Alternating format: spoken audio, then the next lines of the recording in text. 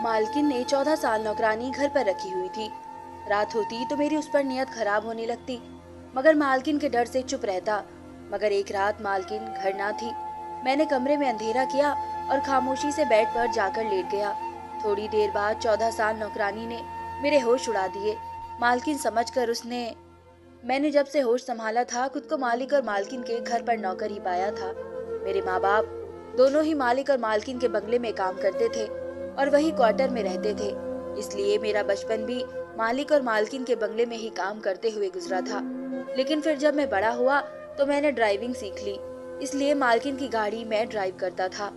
जब मैं 18 साल का हुआ तो माँ बाबा गांव में अपनी जमीन बेचने गए, लेकिन बस के हादसे से मेरे माँ बाप का देहांत हो गया। इस वक्त मैं बहुत रोया था, क्योंकि अकेला रह गया था। लेकिन मालिक ने मुझसे कहा कि तुम परेशान ना हो, हम हैं ना तुम्हारे। और सच बात तो यही थी कि मैं मालिक और मालकिन को अपना ही समझता था। मालिक का रवैया तो मेरे साथ बहुत अच्छा था, लेकिन मालकिन बड़ी सख्त मिजाज की थी। इसकी आदत थी कि वह तमाम नौकरों पर बड़ी कड़ी नजर रखती थी। उन दोनों की अपनी तो कोई औलाद ना थी, इसलिए मालकिन सारा दिन नौकरों पर चीखती चिल्लाती नजर आती थी। छुट्टी वाले दिन जब मालिक घर पर होते, तभी हमारी जान को कुछ सुकून होता था, क्योंकि वो मालकिन से कहते रहते थे, क्या तुम हर वक्त नौकरों पर चिल्लाती रहती हो? वो भी इंसान है, एक दिन की छुट्टी दे दिया करो। फिर वे हमें इशारे से कह देते कि जाओ ऐश करो, क्योंकि मालकिन का सारा गुस्सा मालिक की तरफ हो जाता था। वो कहती थी कि आपने ही सब नौकरों को सर पर चढ़ा रखा है, मैं ना हूँ तो घर का कबाड़ा बना देते हैं आपके ये नौकर। मालिक का इशारा पाते ही हम सब खुशी खुशी घर से बाहर निकल गए थे। मेरे साथ माली और चौकीदार भी शामिल हो जाते थे। हम तीन लड़के सबसे पहले समुद्र जाते, खूब नहाते, एंजॉय करके 3-4 घंटे बाद ही वापस लौटते थे। मालिक मुस्कुराकर हमसे पूछते, क्यों, मजा आया छुट्टी के दिन? खूब एंजॉय किया ना? मालिक हमारे बड़े ही खुश मिजाज किस्म के थे, लेकिन मालकिन का तो मुंह सूजा हुआ रहता था। घूर घूर के हमें देखती रहती थी, कहती कल तुम्हारा मालिक जरा ऑफिस जाए, फिर मैं तुम लोगों को सीधा कर दूंगी। बहरहाल वक्त ऐसे ही गुजर रहा था कि जब अचानक से मेरी जिंदगी में एक ऐसा तूफान आया कि सब कुछ उलट पलट होकर रह गया। मालकिन ने अपने कामों के लिए एक बड़ी खूबसूरत 14 साल लड़की रखी थी। इत्तेफाक ये है कि मैं और घर का माली और चौकीदार, हम तीनों ही जवान थे और 18-20 साल के दरमियान हमारी उम्र थी। और ये वक्त ऐसा होता है कि इंसान अपनी जवानी में कदम रख रहा होता है और उसे कुछ चीजों में दिलचस्पी कुछ ज्यादा होती है। फिर वो लड़की तो बहुत ही खूबसूरत और हसीन थी। जब हम तीनों ने उस हुस्न परी को देखा तो हमारे होश उड़ गए। हम तीनों इस लड़की पर दिल हार बैठे थे, लेकिन मालकिन की घूरती नजर ने जैसे हमें होश की दुनिया में लौटाया था। वो चिल्लाकर हमसे बोली, कहने लगी, क्या टुकुर टुकुर देख रहे हो? निकलो यहाँ से बाहर, शर्म नहीं आती घर की बच्ची पर नजर रखते हुए? ये सुना था कि हम तीनों के तीनों घबरा कर रह गए। हमने कहा, नहीं नहीं मालकिन, ऐसी तो कोई बात नहीं। बहरहाल हम तीनों ही घर से बाहर निकल गए। चौकीदार कहने लगा, यार, मैंने आज तक कभी ऐसी खूबसूरत लड़की नहीं देखी। माली कहने लगा, सच कह रहे हो, लड़की तो वाकई ही बड़ी प्यारी है। यह सुनकर मुझे बड़ा गुस्सा आया कि भला ये कौन होते हैं इस लड़की को ऐसी वैसी नजरों से देखने वाले। मैंने कहा, शर्म नहीं आती क्या? तुम्हारे घर में माँ बहनें नहीं हैं? बताओ मालकिन को मैं तुम लोगों के बारे में, मालकिन की नौकरानी के लिए कैसी कैसी बातें कर रहे हो। हालांकि मेरी भी इस लड़की पर नीयत अच्छी ना थी, ना ही इरादे अच्छे थे, लेकिन मैं ये जाहिर ही नहीं करना चाहता था कि मैं इसे किस नजरों से देख रहा था। चौकीदार और माली मेरी इस बात पर बुरा सा मुंह बनाकर अपने अपने कामों में लग गए, लेकिन मेरी आंखों में तो इस लड़की का चेहरा ही समा चुका था। फिर मेरा कोई खास काम भी ना था। मालकिन ने अगर कहीं जाना होता तभी मैं गाड़ी लेकर बाहर जाता था, या फिर घर के अंदर छोटा मोटा काम कर लेता। मैंने सोचा कि चलो, मुझे तो वैसे भी घर के अंदर जाने की खुली इजाजत है, इसलिए बहाने से इस लड़की से दोस्ती बढ़ाता हूँ। दोपहर का वक्त था और मैं जानता था कि इस वक्त मालकिन सो जाती है। मेरी मालकिन दोपहर को जरूर सोती थी और शाम को ही उठती थी। मैं लॉज में आया तो वह 14 साल नौकरानी बड़े गुस्से से रोब जमाते हुए एक नौकरानी से सफाई करवा रही थी। कहने लगी, मुझे मालकिन ने कहा है कि अच्छे से ध्यान रखना, इसलिए खबरदार, जो तुमने सफाई में जरा भी सुस्ती करने की कोशिश की, अच्छी तरह से घर को चमकाओ। वो लड़की तो शायद उम्र में ही 14 साल की थी। इस वक्त मुझे मालकिन की डिट्टो कॉपी लग रही थी। जैसे ही इस लड़की की मुझ पर नजर पड़ी तो अपने इशारे में पूछने लगी कि तुम यहाँ क्या कर रहे हो। इस लड़की के इशारे से लग रहा था मेरे आने की वजह पूछ रही है। मैंने कहा, जी अगर आपको कोई काम हो तो बता दे, दिन के वक्त में घर के छोटे मोटे काम भी कर लेता हूँ। मालकिन सो रही है इसलिए मेरी बात सुनकर वो कहने लगी, अच्छा अच्छा ठीक है, आओ मेरे साथ। ये कहकर मैं मुझे किचन में ले गई। पूरा सिंक बर्तनों से भरा पड़ा था। कहने लगी, ऐसा करो पहले ही बर्तन धो। फिर उसने टेबल की तरफ इशारा किया जो किचन में पड़ा था, जिस पर कच्ची सब्जियां पड़ी थी। कहने लगी, फिर इन सब्जियों को काटना। फिर इसने किचन की शेल्फ की तरफ इशारा किया। कहने लगी, शेल्फ भी साफ करो और जब सारा काम कर लो तो मुझे बताना, फिर मैं बताऊंगी तुम्हें आगे क्या करना है। ये कहते हुए वह कमर पर हाथ रखे हुए आराम से वहां से बाहर चली गई। बहरहाल मैंने सारे बर्तन धो दिए, किचन साफ किया, उसके बाद सब्जी भी सारी काट ली। अभी मैं प्याज काट रहा था जब मेरी आंखों से पानी पूरी तरह से बह रहा था कि मैंने देखा वो लड़की किचन में बड़ी तेजी से दाखिल हुई। फौरन से मेरे पास आई, मेरे हाथ से झट से छुरी पकड़ ली। कहने लगी, फटाफट से निकलो बाहर, मालकिन आ गई है और किचन में ही आ रही है। मैं तो इसके इस बर्ताव पर घबरा गया था। पता नहीं क्यों उसने मुझे फुर्ती से धक्का दिया। मैं जमीन पर जाकर गिरा था। फटाफट से कुर्सी पर बैठकर प्याज काटने लगी। मैं अभी ठीक से उठ भी नहीं पाया था कि मालकिन किचन में दाखिल हो गई।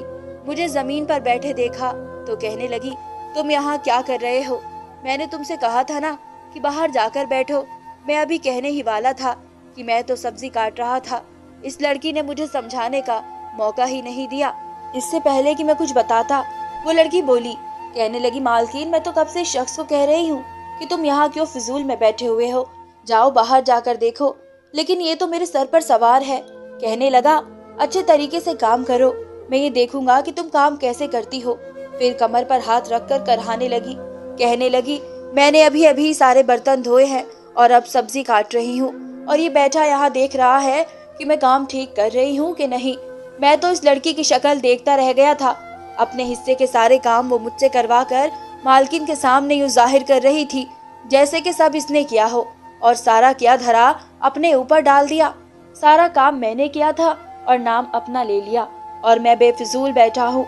मालकिन से इल्जाम लगा दिया।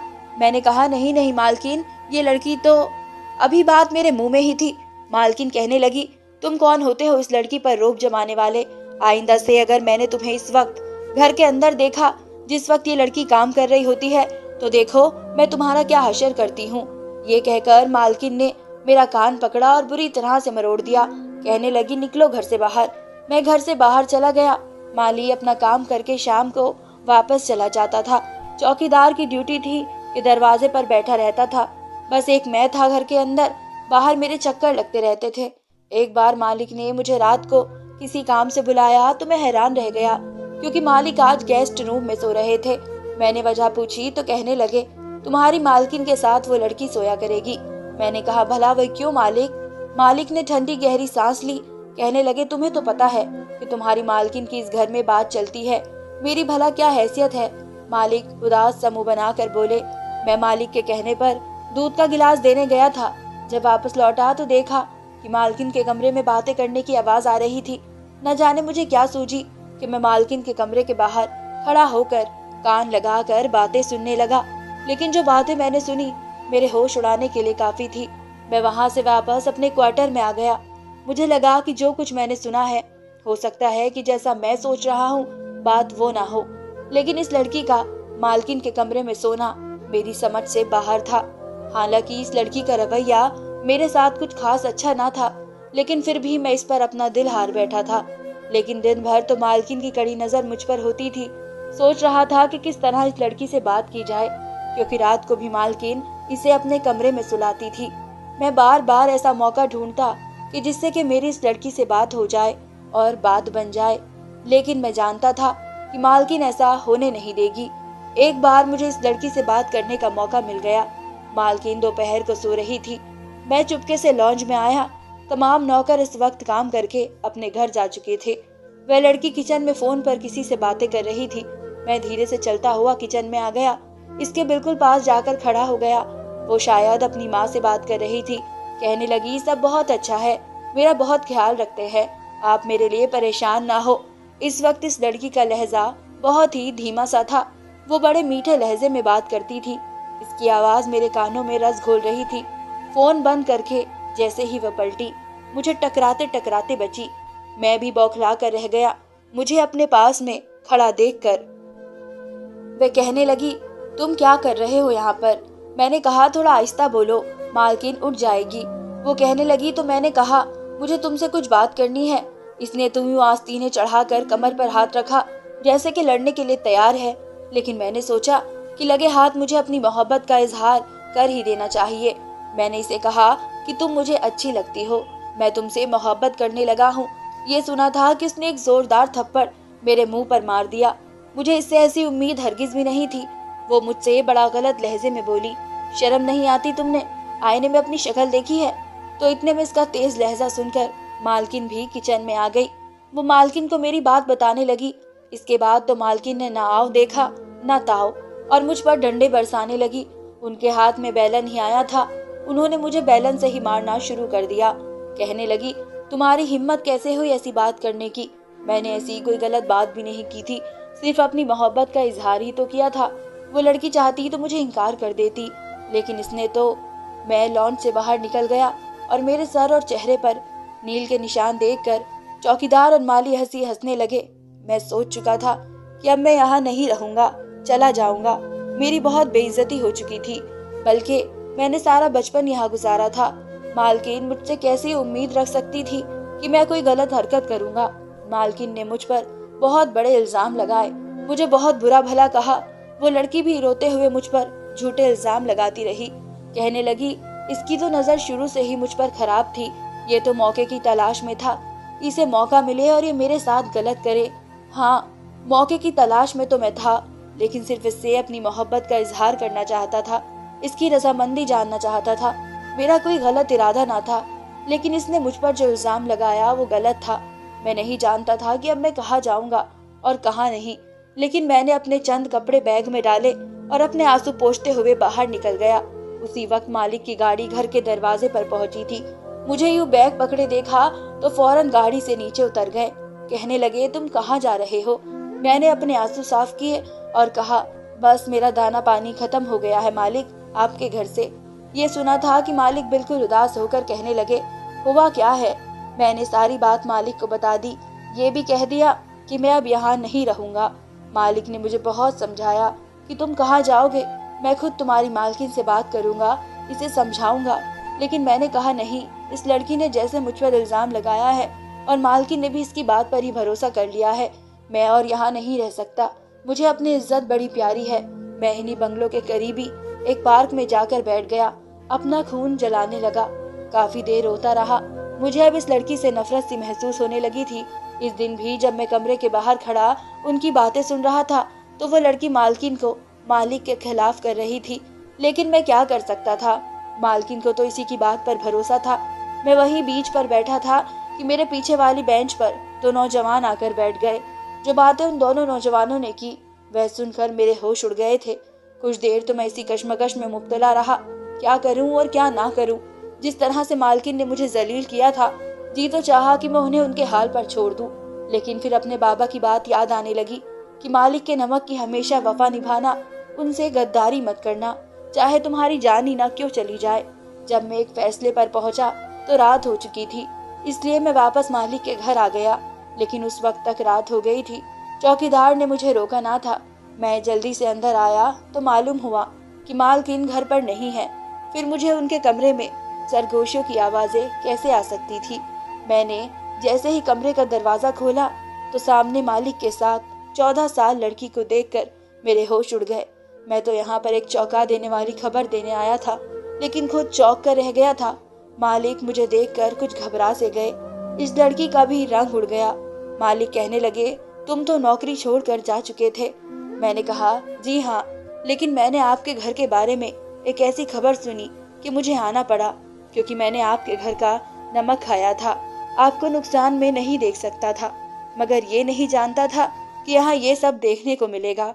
मेरी बात को समझते हुए मालिक कहने लगे कि मैंने इस लड़की से शादी की है क्योंकि मुझे औलाद चाहिए थी, और ये देखने में ही 14 साल की है। वैसे ये 22 साल की लड़की है, लेकिन तुम्हारे मालकिन के सामने मैंने इसकी उम्र कम बताई है, क्योंकि इसे एक 14 साल की लड़की ही चाहिए थी। फिर कहने लगे कि तुम बताओ क्या कहने आए थे। मैंने कहा कि जिस पार्क में मैं बैठा था वहाँ पीछे 2 नौजवान बैठे थे जो ये बात कर रहे थे कि वो आज आपके घर में चोरी करने आएंगे। मैं बस यही बताने आया था। मेरी बात सुनकर मालिक ने फौरन से पुलिस को खबर की और पुलिस के 2 हवलदार घर की हिफाजत के लिए हमारे घर पर आ गए। वो 2 नौजवान चोरी तो करने नहीं आए, लेकिन मालिक की चोरी पकड़ी गई थी। उसकी चोरी मैं पकड़ चुका था। उन्होंने मुझे एक बहुत ही बड़ी रकम दी और कहने लगे कि बस अपनी जुबान बंद रखना। अभी तुम्हारी मालकिन ये सब सुनने के लिए तैयार नहीं होगी, लेकिन जैसे उसे पता चलेगा कि मैं बाप बनने वाला हूँ, वो खुद ही इस लड़की को अपनी सौतन के तौर पर स्वीकार कर लेगी। मैंने एक ठंडी हाँ भरी और हाँ में सर हिला दिया। आखिर को वो लड़की कभी मेरी एक तरफा मोहब्बत रह चुकी थी। धन्यवाद दोस्तों।